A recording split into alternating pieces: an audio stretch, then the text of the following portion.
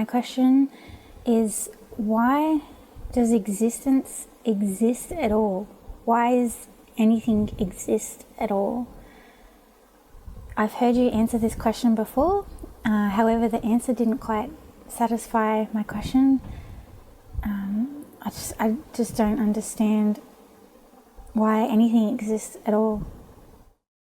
We understand that it can be a challenge for three-dimensional beings and four-dimensional beings to wrap their mind around the concept of timelessness, but there is no asking why. Existence just exists. That's its nature. That's its quality. It can't do anything else but exist. So to ask why it exists is irrelevant. Why questions can only exist within existence. They can't be answered about existence. Existence exists. That's its quality. That's its nature. Even when you say it's always existed or it always will exist, you're speaking linearly within existence. You're adding a time factor within existence. Existence is not subject to time. So there is no why. That's just what it is. It just is. It is pure isness as opposed to non-isness. So there is isness. And that's the only answer that can be given. Good day, good day. Hello, Bashar. Good day. Good day. A few months ago, my wife and I had the privilege and the pleasure of attending one of the Bashar events hosted by you and your group. It was in Sedona, Arizona. While I was there, I had a very profound experience. All right, do share. I would like to go into it if it's okay. Yes, keep it as brief as you can. I will.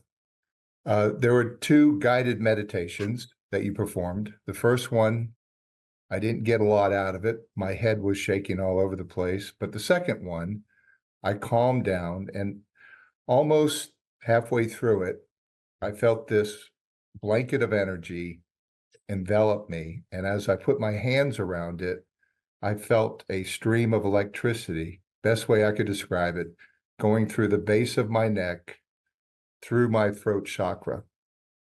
For the next 15 minutes or so, my muscles tensed up and my head shook strongly, is the best way I could say it. So I shook all the way through with this beautiful energy through the end of your session. And after you were done, and as I walked out into the lobby, I continued to shake, again with beautiful energy. When I went to the restroom, I shook. When I went outside to hike up Bell Mountain, I shook. When I went to bed, I shook. And when I got on the airplane, I shook. And my wife said, "Mike, please stop doing it. People are looking at you." I have never experienced anything like this in my life. What happened? It is not uncommon for those who allow themselves to open up to the higher frequency of their own higher mind or the higher frequency of other beings you may be in connection with in a channeling state to experience bodily symptoms of the nature you have described. This is something that happened to a degree with the channel himself when we first made contact with him energetically. And the idea is that there are different kinds of symptoms that may be representative of you getting used to passing higher frequency energy through your body, to acclimate your nervous system to those higher frequencies. So again, this is something that can happen until you get used to that energy, until you're willing to clear yourself out of any belief systems that might form any kind of a blockage or an obstacle to those higher frequencies, until you can smooth it out in that way and allow your nervous system to be more superconductive to those higher frequencies. So what you are experiencing can be, I'm not saying it has to be, but it can be the beginning of a channeling in connecting to another being or another entity. It can be simply you making a stronger connection to your own higher mind and bringing that through in whatever creative and imaginative way you wish and applying it in your life. But this, again, is a common way that many of your human bodies react to higher frequency energy connections when you finally open up to them, until your nervous system gets used to handling the extra energy. Does that answer your question? It does. Thank you. While I was in Sedona, someone asked, how much of our history do we know? And you gave an interesting answer of 48%. Yes. Certainly that made me curious as to what's missing. And I feel compelled to learn about the Moorish culture and possibly some giant trees that could have been here and intentionally cut down. Am I on the right path? Yes and no. It depends on what you're referring to as giant trees. For you have large trees on your planet now. There have been some trees that have been minimally larger, but not as large as some people think.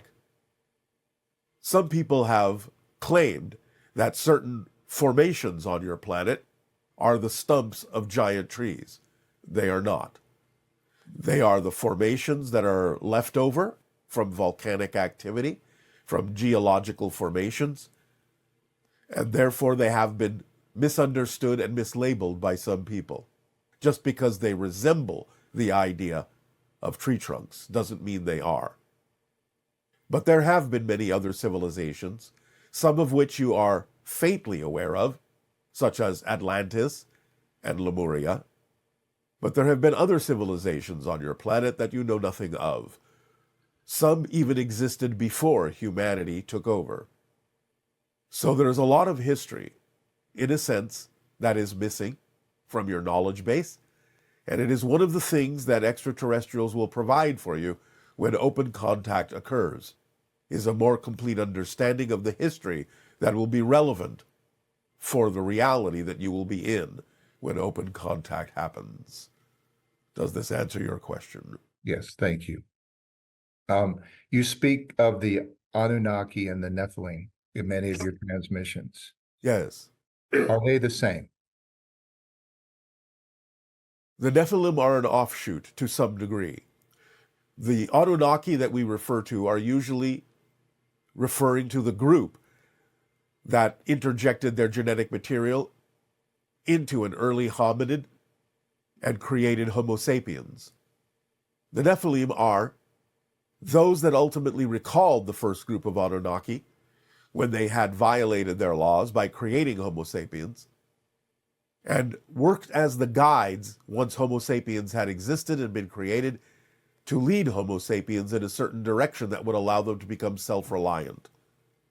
So to some degree they are connected, but you're talking about different groups with different intentions. Okay. A lot of times people ask you questions, and many times you say, I can't answer that, or I won't answer that. Yes. Are there groups of humans that you have to work with that sort of set the rules as to how you can interact with us? Or is it just through your collective consciousness in your entities? It is through ours and your collective consciousness that prohibits us from knowing what would interfere with your evolutionary path in a way that would remove the ability for you to discover the things that you need to discover in a process that will allow you to grow in an appropriate way. Mm-hmm. So we inhibit ourselves from knowing information that would intervene or interfere with that process of your own evolutionary development. So it is the consciousness, but not individual humans, that set the rules. The only thing that, shall we say, reflects to us is the idea that we must respect what you have decided as a collective society are the rules of your society that we are not allowed to violate. So in other words, we cannot encourage you to do things that are against your laws, so to speak. Those are set up by individuals on your planet.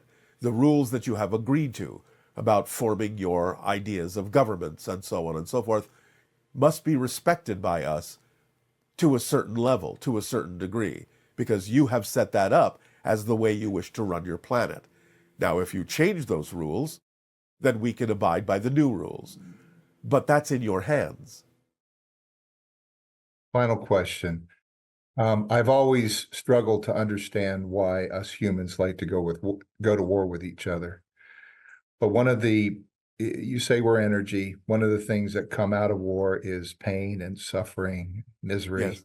Yes. Is it possible that there is another group of entities that use us as a food source that feed off of this? In a sense, there can be, but it is not, again, as much as you may think. It is not that which is promoted by a lot of your conspiracy theories. There do exist such entities who can, in some sense, receive the idea of energy of pain, energy of suffering, as a kind of support, as a kind of sustenance, but it is not as strong nor prevalent as you may think. And it is not something that is predominant in your reality. Good day. I'm excited to be here and super humbled by the opportunity to have a heart-to-heart conversation with you. It is our passion and our pleasure to interact with you as well. Thank you.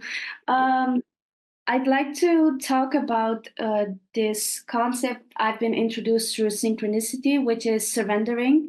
And I've been basically through direct experience accepting more and more that whatever is unfolding right now in my reality is perfect as it is. And when it feels like it is not, I feel like then there is resistance within me that I can basically let go of by allowing it. My question, or I'd like to talk about with you, is how does surrendering go with following one's excitement? Because I feel like surrendering is also giving up, the way you said it, the personality game, which also includes my preferences. It does not require you to give up your personality. It only encourages you to align your personality with your higher mind, to actually allow yourself and your personality to express and experience and move in the direction of the preferences that are representative of your true core frequency, your true core vibration. So we're talking about the kind of surrender that is defined as simply surrendering to the control that's already built into you, that is already representative of your core frequency, and allowing your personality to align with that, so that your personality is a true representation of the frequency that you actually are at your core. That is what surrendering means from our perspective. Does that help you? That helps. And can I ask further on that? Yes? Then I wonder, like, the personality, like my mind will have a preference I feel like I cannot count upon, because it will like something a minute ago and then it will judge the same thing a minute after, where I feel like how how can I align ever if this mind always goes back and forth? All right.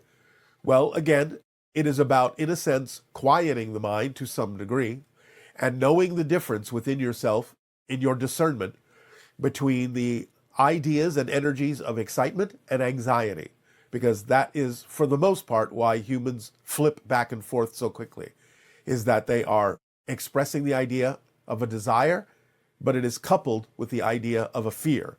And therefore, that can cause you to flip-flop back and forth very rapidly, because you are shifting back and forth between the energy of excitement and the energy of anxiety.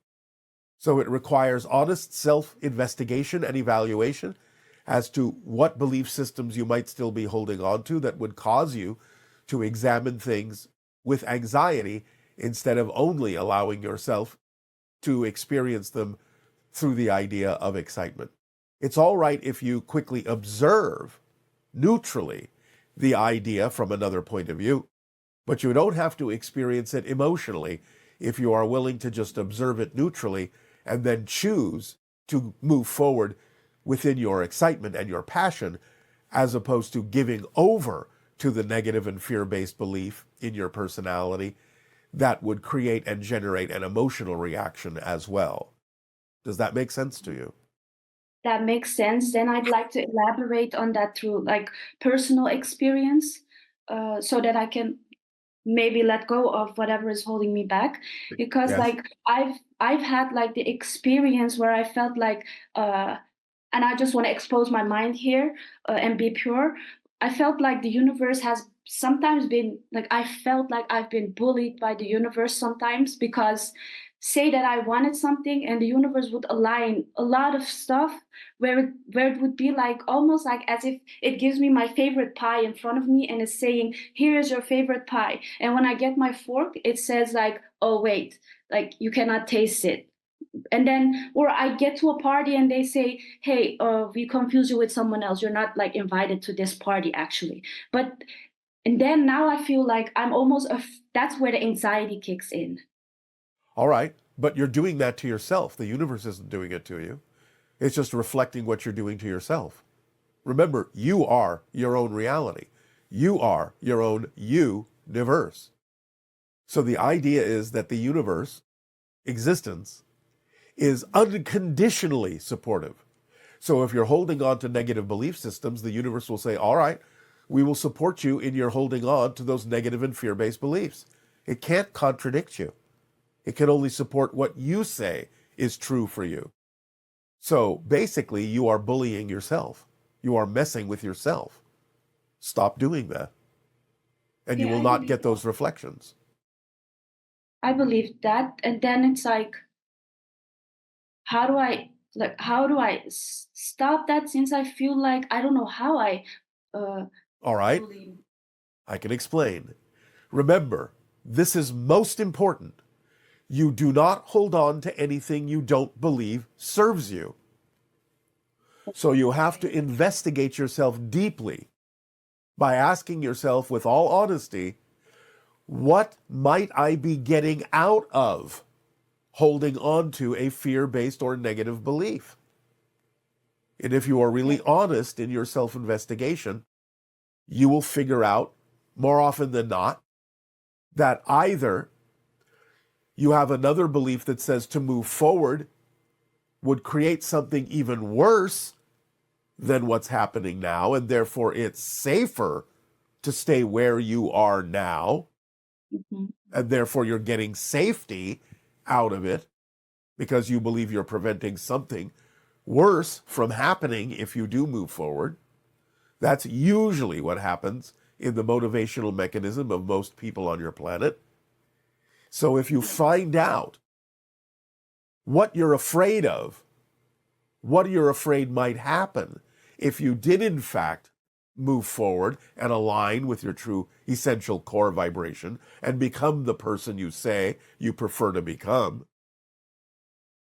then you can allow yourself to be aware of why you might be playing it safe. And therefore you can see that it is not to your benefit really to believe that something worse will happen if you move forward, and that it's actually quite nonsensical to assume that to be true. It's not a fact, it's just a story that the belief is telling you in order that you will not let it go, because that's how beliefs perpetuate themselves, by telling you stories that make you not wish to let them go. So a negative, fear-based belief will tell you a story that will force you to think otherwise, to scare you into not letting it go. You have to see through that simply as a technique that the negative belief uses to keep existing.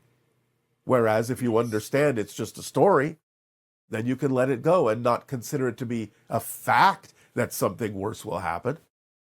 It's just a story you're being told. But you also have to be clear within yourself about the idea of the difference between what sometimes your physical mind says it wants and what it truly needs to be fulfilled. Sometimes the wants and the needs can coincide, but more often than not on your planet, sometimes the wants are simply the product of the personality ego, and it's not necessarily aligned with what you truly need to live a fulfilled life. So then, again, in your honest self-investigation, you have to be clear about whether or not what you're saying you want is truly what you need in life. And I guess I'll know that by if I fear it, it's already not like it's probably personality um, based desire. Because if it It was a can true be. desire, it wouldn't give me anxiety. The anxiety comes from the belief you're holding onto about that thing. Some things can be representative of your passion, can be representative of what you truly need, and you can still be afraid of them. That doesn't negate the idea that it might actually be something you truly need. It's just telling you that you're looking at it through the filter of a fear-based belief. Yes, okay. So you need to find out what that belief is telling you. Okay. And can I share like what I'm afraid of? Yes, of course. So it comes down to that insecurities basically. I'm kind of finding it hard to trust that source.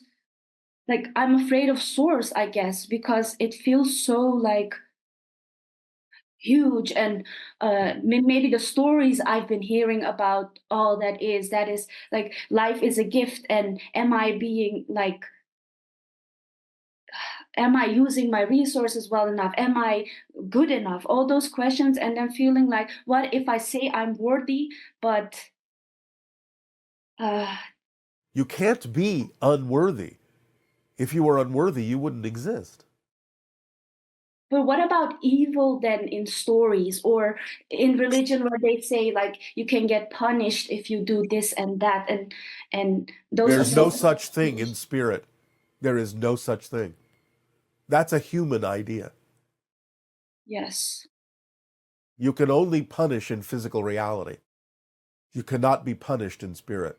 Spirit is your natural state. It is unconditionally supportive and loving. That's who you are as a true being. There Could you is give no such me? thing as punishment in spirit. Okay. There is recognition of what may be in or out of alignment with your true self. Mhm. That's not a punishment. That's simply a lesson that you can take to heart and say, all right, that's not something I prefer to do anymore. And you can make a change within yourself. But you don't get punished for it. You simply are allowed to recognize that it's something you don't prefer. That's all. So I could actually get for good rid of this sense of insecurity, feeling alienated, feeling unworthy. I could actually get rid of it forever. You could let it go, yes, because you have to realize you don't need it to grow unless you believe you do. You can learn lessons in all sorts of other ways without punishing yourself to do so. You don't deserve that unless you believe you do. Could you give me maybe specifically for me an exercise or something that I could experience that unconditional love through direct experience? You have attracted yourself to this conversation with us that is assuring you that you deserve unconditional love. What other signs do you need? Oh, thank you. That is true. So, will that help you? That will help me. Give yourself the unconditional love that is there for you, because that is what existence is. That is the frequency of existence itself.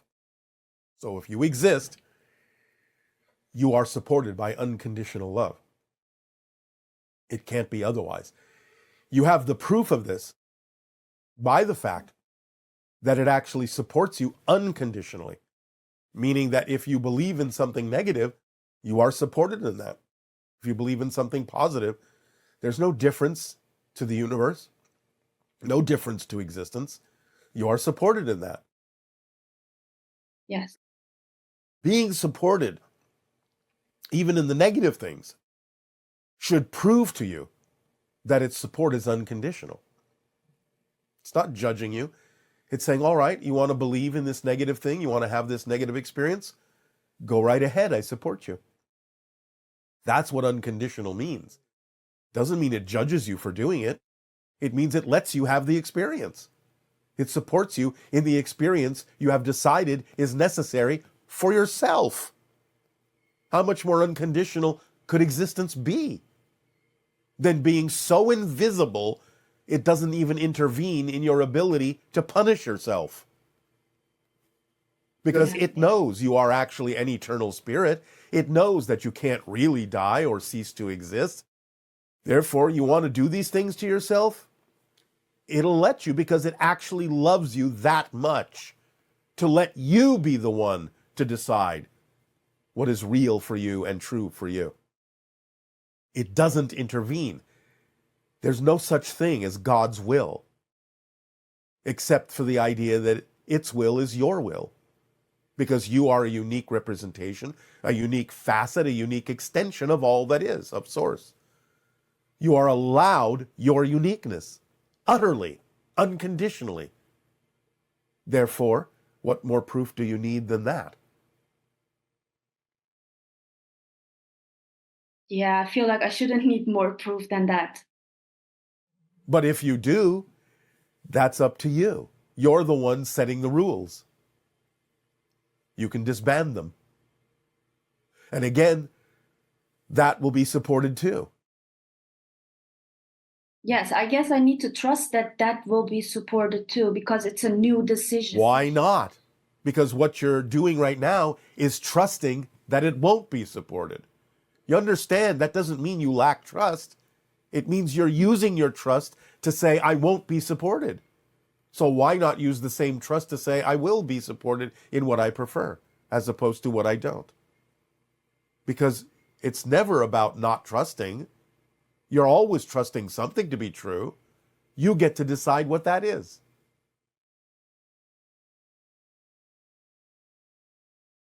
Okay, yes. It's up to you. Okay. Completely. The power is in your hands.